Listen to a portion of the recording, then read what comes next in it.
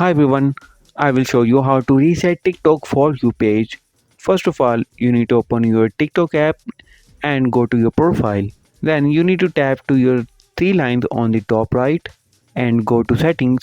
Then scroll down and tap to free up space option and tap the clear of the cache and your TikTok for you page will be reset.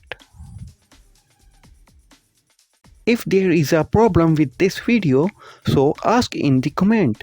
Any problem related to social media and internet, let us know in the comment bar so we can make a video on it.